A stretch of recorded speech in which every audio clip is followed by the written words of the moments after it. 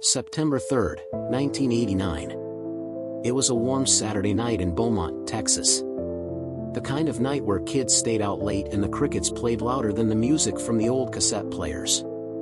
That night, 17-year-old Emily Carter left her house around 7:30 p.m., dressed in denim jeans, a white blouse, and her favorite silver necklace, the one with her initials, EC, engraved on a tiny heart-shaped pendant. She told her parents she was going to a friend's house for a small back-to-school party. They trusted her. Emily was a responsible girl, class president, a straight-A student, and a writer for the school newspaper. She was the kind of daughter who never missed curfew and always left handwritten notes on the fridge. But that night, she didn't come home. By 10 p.m., her mother began calling her friends. No answer. By midnight, the Carters drove through town, searching every corner they could think of. A call to the police was made at 1:17 a.m. The officer told them, "She's probably out late." Teenagers do that. But Emily didn't do that. Ever. At dawn, just before sunrise, a farmer named Ray Melton was walking the edge of his cornfield about 6 miles outside town. That's when he saw it. A figure in the weeds. Still. Lifeless. It was Emily. Her blouse was torn at the shoulder. Her face was bruised. Her legs scraped. Her eyes, wide open, staring at nothing. Her silver necklace was gone. The scene of the crime. When investigators arrived, they quickly began ruling things out. There were no tire tracks leading up to her body. No clear signs of a struggle. No visible stab wounds or gunshot injuries. But there was something else. Her nails were broken, and there was dirt beneath them, as if she had tried to claw at the earth. Her body had a faint chemical odor, and small traces of blood were found under her right fingernail.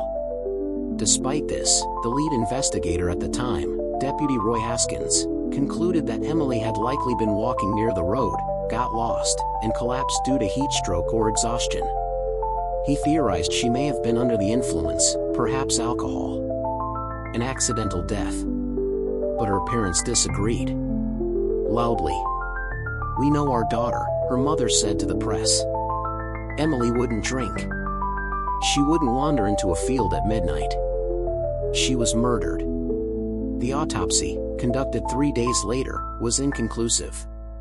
The coroner noted head trauma, but couldn't confirm if it was from an attack or a fall. No alcohol or drugs were found in her system. Cause of death, undetermined. Whispers around town. Emily's death rocked the quiet community. But as weeks passed, the police investigation faded. No suspects. No arrests. The case was quietly shelved. Unsolved. Forgotten. At least officially. But in town, people whispered. There was talk of a boy named Trevor Henson, older than Emily, known for being controlling with girls. Rumors said he was obsessed with her. Others claimed she had an argument at the party, and someone had followed her when she walked out. A few even whispered that someone from the sheriff's office was protecting a suspect, because of who their daddy was. But none of it was proven. No physical evidence. No witnesses. No justice. And the necklace, the one Emily never took off, was never found. The cold years. Life in Beaumont moved on. Emily's parents never did. They kept her room exactly as it was. Every year on the anniversary of her death, they bought a single white rose and placed it at the edge of the cornfield where she was found. In 2004, her father died of a heart attack. In 2012, her mother passed in her sleep. The town almost forgot about the girl in the field. Almost. Until, in early 2024, something strange arrived in the mailbox of the Beaumont Police Department. A small box. No return address. Inside was a heart-shaped silver necklace. Etched with 2 letters, EC. And one typed note that read, "She didn't fall. She was pushed." The box arrived quietly. No one knew who left it. No fingerprints, no postage stamp, no surveillance footage from the front desk. Just a small, unmarked cardboard box delivered directly to the receptionist at Beaumont Police Department, 35 years after Emily Carter was buried. Detective Marla Jennings, now the lead investigator for cold cases, was the first to open it. Inside, beneath layers of aged tissue paper, lay a heart-shaped silver necklace. Tarnished, but unmistakable. The engraving was clear. 2 letters, EC. Jennings froze. She had read the file on Emily Carter a dozen times since joining the department. The unsolved death of a bright teenage girl was one of the first cases that pulled her into law enforcement. And now, in her hands, was the very item Emily had worn every single day, an item missing from the crime scene for over 3 decades. And next to it, a typed note on yellowed paper. The font, Courier. She didn't fall. She was pushed. Reopening the wound, Detective Jennings immediately pulled the original case file. She reviewed everything again. The police reports, the grainy photos of the crime scene, the autopsy, the missing necklace, the inconsistent statements from Emily's classmates. The case had been officially closed in 1991 as an undetermined death, and reopened briefly in 2003 when DNA testing became more accessible. But with no physical evidence, there was nothing to test. Until now. The necklace was sent to the State Forensic Lab in Austin. Within days, results came in. Underneath the chain's clasp was dried biological material, possibly blood. And a second sample, skin cells, preserved by time. DNA testing revealed 2 profiles. The first matched Emily Carter. No surprise there. But the second was someone else. A living male. Not a relative. And not in the National Criminal Database. But the match was partial. And that was enough. Detective Jennings ordered a quiet internal search through old student records from Emily's high school. Boys who attended the same school. Those who had been at the party. She was looking for someone who might match the genetic markers. And then, she saw the name. Trevor Henson. Who is Trevor Henson? In 1989, Trevor Henson was a senior. He played guitar in a local garage band. He was known for his charm, his confidence, and his temper. In the original police report, he was mentioned only once, as someone who may have attended the party. But no one claimed to have seen him talking to Emily that night. Nothing about him stood out. At the time. But when Jennings tracked him down in 2024, Trevor wasn't a reckless teenager anymore.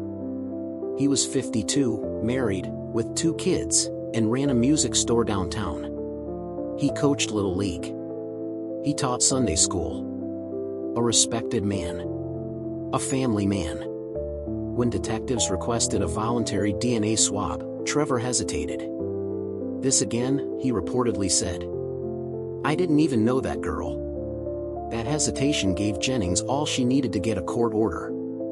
DNA and doubts. Within 2 weeks, the state lab confirmed the match. Trevor Henson's DNA matched the unidentified male sample on Emily Carter's necklace with 99.998% certainty. It was enough for an arrest warrant. Trevor was taken into custody at his store in front of stunned customers. The town, once quiet, was now buzzing with the return of ghosts thought long buried. At the police station, Henson maintained his innocence. He said he had no memory of Emily Carter. Claimed the DNA must have been a mistake. Said the necklace must have been planted. He asked for a lawyer. But then came another blow. Detective Jennings found a statement buried in the 1989 reports from a girl named Sarah Dorsey, Trevor's ex-girlfriend at the time. Her testimony had been considered irrelevant back then. But now, it was damning. She had written, Trevor gets weird when girls ignore him. One time, he pushed a girl at a party because she walked away. He said, no one walks away from me. I saw it. That girl, according to her, had short brown hair, wore a white blouse, and had a silver necklace. Unraveling the past. Jennings knew she had to tread carefully. 35 years was a long time. Memories fade. People change. But DNA doesn't lie. And neither did the weight in Trevor's eyes when he heard the name Sarah Dorsey. During a second interview, after 2 days in custody, Trevor cracked. He didn't say it all at once. Just a sentence. "I didn't mean to kill her." Jennings leaned forward. "What happened, Trevor?" A long pause. "She laughed at me. Walked away like I was nothing. I just grabbed her arm. She slipped. She hit her head. I panicked. I didn't know what to do. So I dragged her away." "And the necklace?" Jennings asked. "I don't know. I kept it. I couldn't throw it away." Closing the circle. Trevor Henson was formally charged with second-degree murder in the death of Emily Carter. His trial is set to begin next month. The town of Beaumont is divided. Some still believe he's innocent, others finally feel relief. As for the person who mailed the box, no one knows. Jennings believes it may have been Trevor's wife. Or a child. Or maybe Trevor himself, unable to live with the weight any longer. One thing is certain. After 35 years, Emily Carter's voice, once silenced, is finally heard. The room was cold. Not just in temperature, but in atmosphere. Gray-painted walls. A flickering overhead light. A single table. 2 chairs. A mirrored window. And in the center of it all, Trevor Henson, silent, his hands cuffed, his gaze fixed on the floor. Across from him sat Detective Marla Jennings. Calm. Composed. But inside, her heart was pounding. She'd worked hundreds of cases, but this was personal. Emily Carter had been her first mystery, the name that haunted her in textbooks, in academy drills, in the quiet of sleepless nights. And now the man who had silenced Emily for 35 years, was sitting right in front of her. The breakdown. Trevor hadn't spoken much since the arrest. Just a few fragmented phrases. No full confession. No apology. Jennings knew this was her chance. The room was being recorded. One right word could unlock the truth. She started soft. "Tell me about that night, Trevor." He shook his head. "It was so long ago. Do you remember the party?" "I remember parts." "Did you know Emily Carter?" He hesitated. "I knew of her." Jennings leaned in. "You followed her that night, didn't you? After she left the party." Silence. "You were angry. Maybe she rejected you. Maybe you felt embarrassed." Still, nothing. "You grabbed her," Jennings said, her voice quiet, but direct. "You didn't mean to kill her. But you pushed her. She hit her head." A pause. And then, a whisper. "She screamed." The truth emerges. Trevor's voice cracked. "She screamed when I grabbed her. I wasn't going to hurt her, I just wanted her to stop walking away.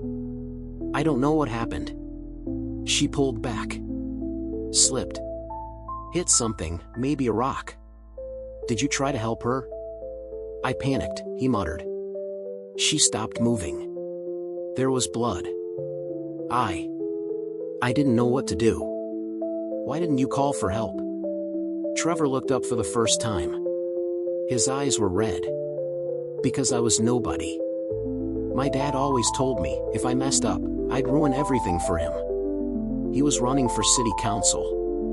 I couldn't be the reason he lost. So you dragged her into that field and left her to die."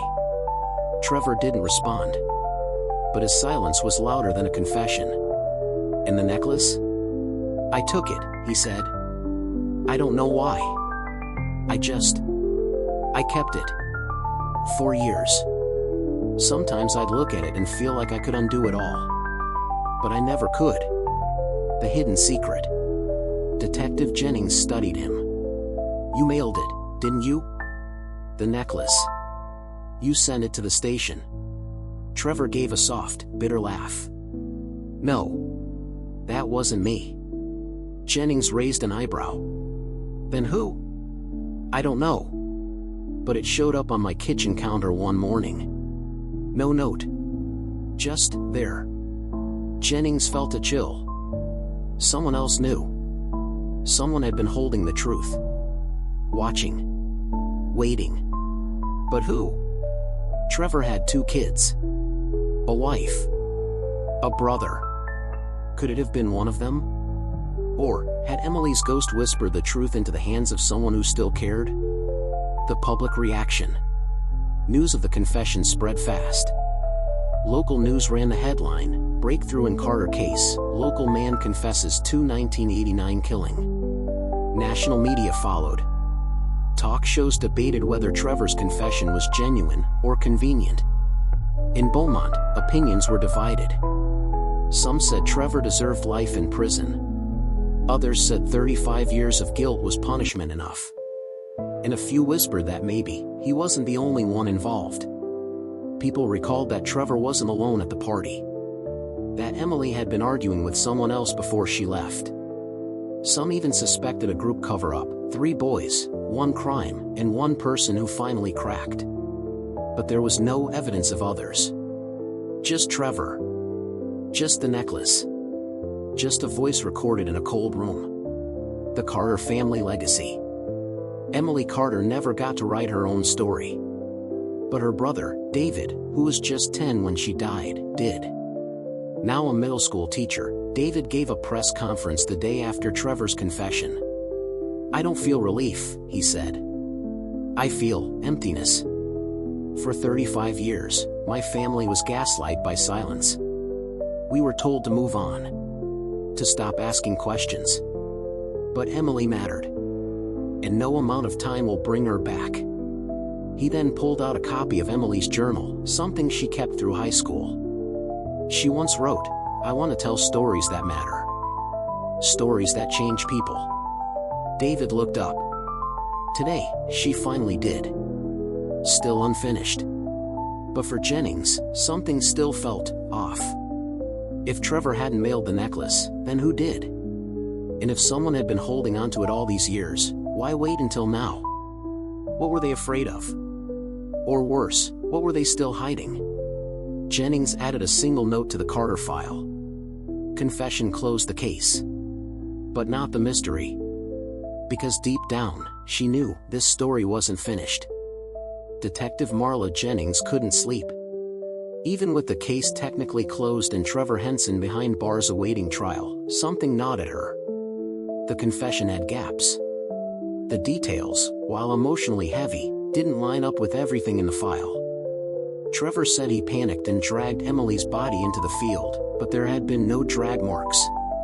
No dirt smeared on her back. Her hair had been neatly fanned out, as if she had been gently placed. And then there was the necklace.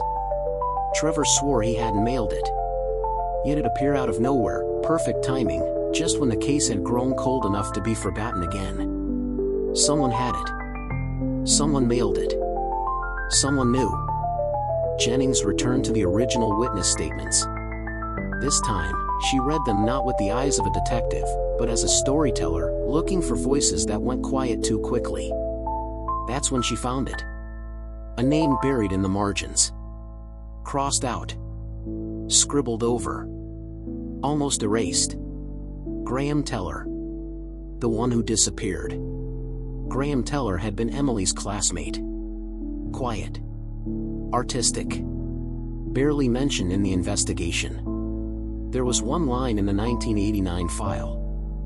Friend of victim. Left town 2 days after death. No interview conducted. No follow-up. No note. Just gone. Jennings dug deeper. Graham had transferred schools the week Emily died. Moved to Dallas. Changed his last name in college. Became a graphic designer. No criminal record. Never came back to Beaumont. A digital footprint search revealed that Graham now lived in San Antonio. Age 52. No social media. No interviews. No connections. But there was one anomaly. A postal tracking ID linked to the envelope that had once held the necklace. It had passed through a sorting facility just outside San Antonio. Jennings made the call. Then the drive. The house in San Antonio. Graham lived in a small bungalow tucked behind rows of sycamore trees. He answered the door with weary eyes and paint-stained hands. Jennings introduced herself and showed her badge. "Emily Carter," she said. "Do you remember her?" Graham froze. "I think about her every day." Jennings raised an eyebrow. "Then maybe you can tell me how her necklace ended up on my desk 35 years later." He didn't answer. He just stepped aside, letting her in. The burden of witness. Inside, Graham's home was filled with canvases, portraits of shadows, empty fields, broken swings. On one canvas, almost hidden in a corner, was the unmistakable outline of Emily's face. Graham sat down at the edge of his couch. "I didn't kill her," he said, voice shaking. "But I saw what happened." Jennings remained silent, letting him speak. "That night, I followed her out of the party. I wasn't stalking her, I was worried. Trevor had been watching her all night. Something felt wrong." He looked away. "I stayed back, in the trees. I saw Trevor confront her. I heard shouting. Then he shoved her. She fell hard. I waited. I thought she'd get up. But she didn't. Why didn't you come forward?" I was 17. I was terrified. Trevor's dad was a councilman. Mine was a drunk. Who'd believe me? Jennings leaned forward. "You had the necklace?" "I picked it up after Trevor ran. I didn't know why. I couldn't leave it there." "And you kept it all these years?" Graham nodded. "Every time I thought about throwing it away. I couldn't. I thought maybe someday, I'd do the right thing." Jennings took a deep breath. "And you mailed it?" He hesitated. Then nodded. "I couldn't live with the silence anymore. Justice and regret." Jennings returned to Beaumont with a taped statement and a signed affidavit. Graham's testimony wouldn't change the charge against Trevor, but it would close the final gap in the story. Emily hadn't fallen by accident. She hadn't wandered into the field alone. She had been followed, confronted, pushed, and left to die. And someone had watched it all, powerless, silent, and broken by fear. Graham wouldn't be charged. The statute of limitations for being a witness had long passed. But he offered something more valuable: truth. Emily's last word. 3 weeks later, during Trevor Henson's trial, Graham took the stand. His voice was clear. His memory sharp. The courtroom listened in silence as he described what he saw. Emily's brother David cried quietly in the front row. Trevor, pale and exhausted, kept his eyes on the floor. When the jury delivered the verdict, guilty, a wave of breath passed through the room. Justice. Finally. Outside the courthouse, reporters surrounded Jennings. "Detective, any final words on the case?" one asked. Jennings looked past them. Toward the clouds above the town. "She wanted to tell stories that changed people," she said, quoting Emily's journal. "She just did." The trial was over. The verdict was in. Trevor Henson had been found guilty of second-degree murder in the death of Emily Carter. He was sentenced to 35 years in prison, 1 year for every year she had been gone. The courtroom had emptied. The reporters moved on. The news cycle faded. But for the people who loved Emily, the silence afterward was the loudest part of all. Detective Marla Jennings found herself staring at a box on her desk. Inside it were the remnants of a girl's life: a school ID card, a notebook with poetry scribbled in the margins, a charm bracelet missing 2 charms, and a cassette tape labeled in blue ink. Emily, audio journal, senior year. Jennings didn't hesitate. She borrowed an old tape player from evidence storage, closed her door, and pressed play. The voice in the tape. The static gave way to a clear, bright voice. "Hey. It's Emily. If someone's listening to this, well, maybe you found it by accident. Or maybe it means I'm not around anymore. Jennings sat back in her chair, heart clenched. I don't know why I record myself like this. Maybe I just like hearing my thoughts out loud. Maybe it's because when I write in my journal, it feels like it could get lost or read by someone else. But when I talk here, it's just me. She laughed, soft and genuine. I want to go to college. Far away. Somewhere with fall leaves and cobblestone sidewalks. I want to be a journalist, not just the kind that writes boring columns, but the kind that digs deep. I want to tell the truth. Even if it scares people. Jennings blinked back tears. That voice didn't belong to a cold case. It belonged to a dream in motion. The Carter legacy. Word of the trial and Emily's story spread slowly through online forums, podcasts, and social media. Young women across Texas began to share her name, using hashtags like #JusticeForEmily and #SayHerNameTexas. But it wasn't just internet justice. 1 week after the sentencing, David Carter, Emily's brother, announced something unexpected. He had started a foundation. The Emily Carter Initiative for Young Journalists. It would provide scholarships for high school girls pursuing investigative writing, especially those from small towns like Beaumont. Emily never got to write her stories, he said during the launch event. But maybe now, she can help someone else tell theirs. Among the first applicants, a girl from Emily's former high school named Hannah Flores. She'd written an essay titled, "The Girl in the Field and the Power of Unfinished Truths." It was raw. Sharp. Brave. Jennings read it. And smiled. Returning to the field. The field where Emily was found hadn't changed much in 35 years. The corn still grew wild in the spring. The soil was dry and red. But now, at its edge, stood a simple wooden bench and a plaque that read, "In memory of Emily Carter. 1989. She asked hard questions. She deserved answers." Jennings visited the bench one morning before sunrise. She sat in silence, holding a single white rose. She placed it at the base of the plaque.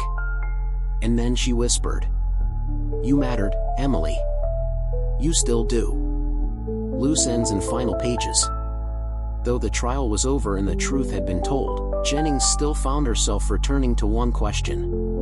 Who else had known? Was Graham Teller truly the only witness? Had there been others, those who heard screams and looked the other way? Those who knew Trevor's temper but chose to stay silent? The silence of complicity was often louder than any spoken word. Jennings didn't pursue those leads. The law had spoken. Emily had peace. But she made a vow to herself, no voice would ever be ignored again. Not while she wore a badge. Full circle.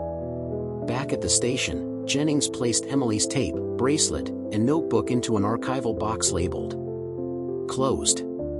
But not forgotten. She didn't seal it with tape. She didn't lock it in storage. She left it open. On a shelf. In plain view. Because sometimes, justice isn't a closed file. Sometimes, it's a story we keep telling, so it's never forgotten. The file was closed. Trevor Henson was in prison. Emily Carter's story had been told. Justice, delayed, perhaps, but no longer denied, had finally arrived. But in a town like Beaumont, justice never came without whispers. 3 weeks after the sentencing, Detective Marla Jennings received a call. Not from a reporter. Not from a lawyer.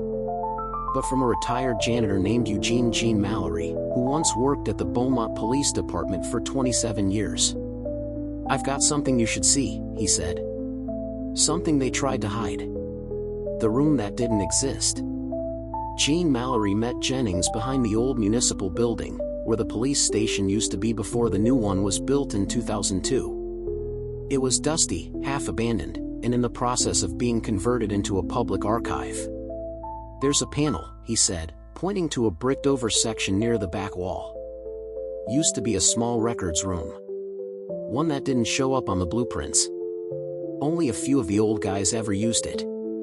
With permission from city records and 2 officers standing by, Jennings had the wall carefully broken open. What they found behind it was shocking. A narrow room, barely larger than a closet, lined with old steel cabinets. Folders stacked to the ceiling. Most covered in dust. Untouched. But one file, sitting near the front, had no dust at all. It read, "Carter, Emily, Supplementals. Do not disclose." The redacted pages. Jennings took the file home. She opened it at her kitchen table, hands trembling, not with fear, but fury. Inside were several witness statements from 1989 that had never been entered into the official case file. A neighbor who claimed they saw Trevor Henson's car parked outside Emily's house a week before her death, at 2:30 a.m. A classmate who said Emily had told her she was scared of someone, but was afraid to say who. An anonymous note addressed to the original sheriff. "You know who did it. But you won't touch him. Because his daddy signs your checks." And worst of all, a memo, handwritten by the then chief of police, that read, "Advise all officers, keep the Carter case low profile. Avoid media. Family already emotional. No benefit in pushing further.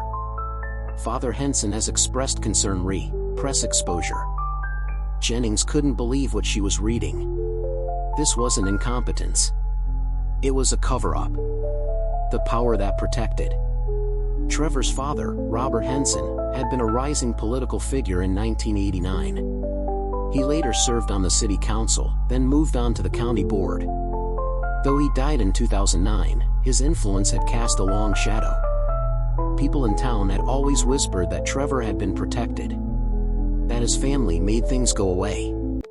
But now, Jennings had proof, buried and hidden, just like Emily's story had once been. She didn't sleep that night. By morning, she had typed a full report and submitted it to the Texas Attorney General's office. Not to reopen the case, but to expose the obstruction of justice that surrounded it. The Carter case wasn't just about a murder. It was about who gets to decide which truths get buried, and which ones are allowed to breathe. Echoes from the past. As news of the hidden room spread, local media reignited their coverage. Headlines read, "New documents reveal intentional cover-up in 1989 teen murder. Beaumont police accused of suppressing key witness testimonies." Who else knew the truth about Emily Carter? Public outrage followed. Retired officers were called in for questioning. A citywide audit was launched into other cold cases from the same period. Emily's case had become more than a tragedy, it had become a reckoning. And in the midst of it all, David Carter stood before the press once again. "This was never just about my sister. This was about how easily truth can be locked away. But not anymore. Not here. Not again." Marla Jennings' choice. Jennings received offers, books, podcasts, even a docuseries. She declined them all. Instead, she started something quieter, but far more lasting, the Cold Truth Project.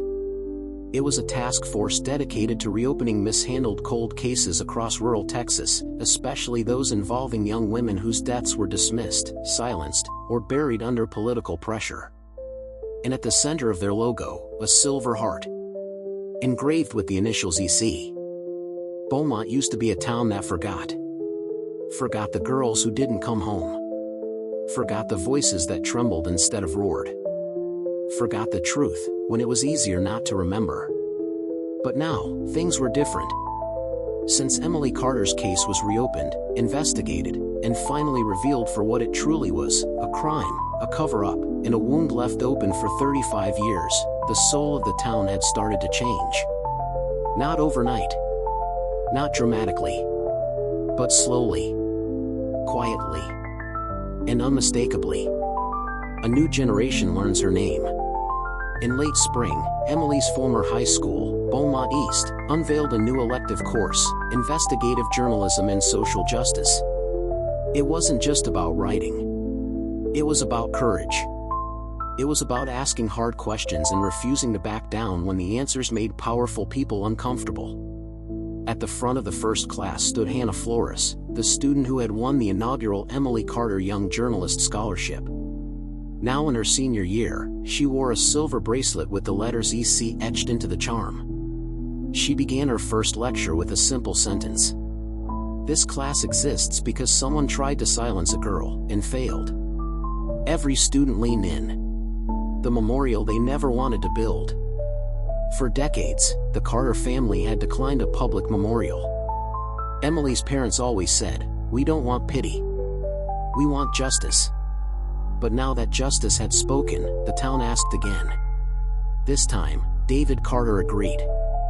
In the heart of Town Square, between the old library and the courthouse, a new statue was unveiled on the anniversary of Emily's death. It wasn't a statue of her face. It was a girl walking forward, notebook in hand, hair blowing behind her.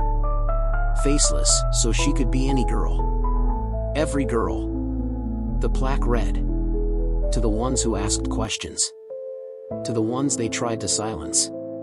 To the ones who refused to disappear." Emily Carter, 1972 to 1989.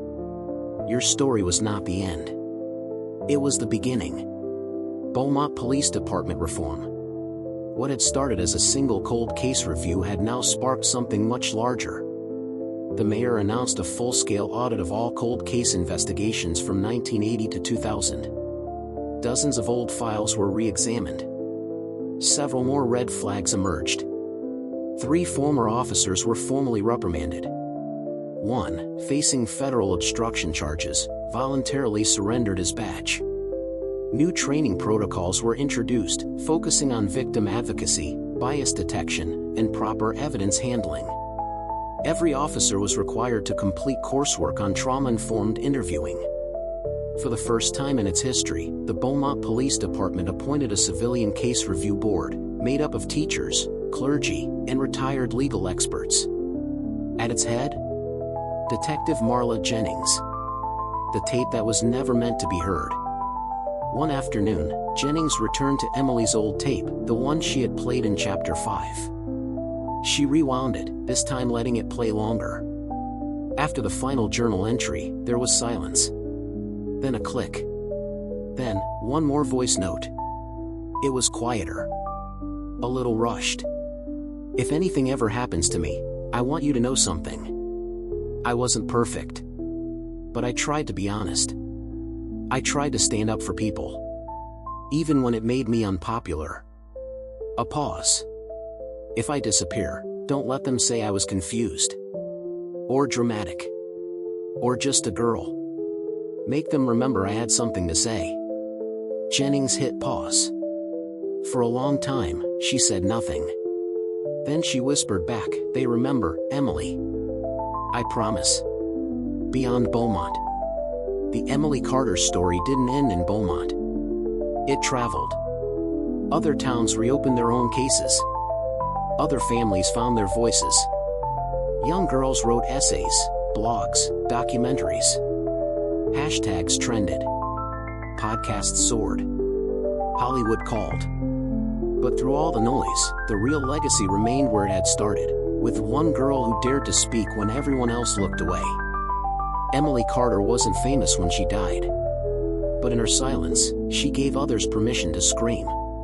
A town transformed. Today, if you walk through Beaumont, you'll find her everywhere. In the mural outside the high school. In the quote etched into the local library wall. In the scholarship plaques. In the voices of young reporters with notebooks and stubborn questions. Beaumont used to forget. Now, it remembers. Time doesn't heal all wounds. Some wounds don't want to be healed. Some demand to be remembered, so that no one else bleeds the same way again.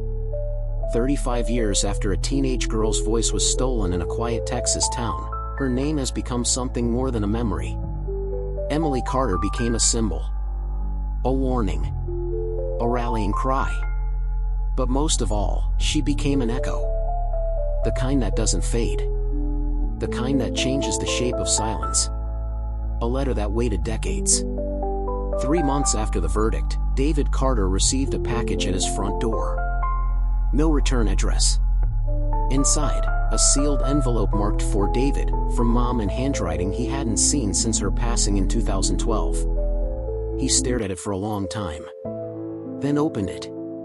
It was a letter his mother had written shortly after Emily's funeral but never sent. Dated October 1989. Dear David, if you're reading this, it means you're older now. Maybe you understand the world better than I ever could. Maybe you've learned how broken things can be, even when people try their best. I want you to remember your sister not just for what happened to her, but for how she lived. She was brave. She was stubborn. She asked questions no one wanted to answer. I hope someday, someone will answer them. I hope someday, her truth will be louder than their silence. David folded the letter gently and wept. What justice truly means. Detective Marla Jennings gave one final interview before her retirement. Sitting on a quiet bench beneath the statue in Town Square, she spoke to a young reporter who had once sat in her classroom. What did solving the Carter case teach you? The reporter asked. Jennings smiled, not from joy, but understanding. That justice isn't a finish line. It's a door. Once you walk through it, you see how many others have been locked. Do you think it would have changed anything if the truth had come out back then? Jennings looked away for a moment, thoughtful. It would have changed everything. But the truth didn't disappear. It waited. And sometimes, waiting is a kind of survival. The voice in the wind. On the anniversary of Emily's death, the town gathered again. No speeches. No cameras. Just candles. Silence. And the sound of wind moving through the cornfield. Hannah Flores stood among them, holding her notebook. She closed her eyes and whispered, "We hear you, Emily." Others repeated it. Dozens of voices. Quiet. Steady. "We hear you, Emily." It wasn't just a memorial. It was a promise. That no girl would ever be forgotten again. That no scream would go unanswered. That the echoes of truth, no matter how long buried, would always find their way back. Legacy carved in light. Years later, the Emily Carter case would be studied in universities across the country. Books would be written. Documentaries made. Even a film, The Girl Who Wouldn't Be Silenced, would win awards. But those weren't her true legacy. Her true legacy lived in the student who refused to rewrite a biased headline. In the mother who taught her daughter to speak louder. In the detective who refused to stop digging. In every cold case folder pulled from the shadows and cracked open again. Emily didn't live to tell her story. But her story told itself, through those brave enough to listen. Final words. If you ever find yourself in Beaumont, Texas, drive past the old courthouse. Find the field at the edge of town. Sit for a moment. Close your eyes. You might just hear the wind. You might just hear a girl's voice, soft, strong, still echoing after all these years. Tell the truth. Even if it scares them. Because she did. And now, so can you. The end.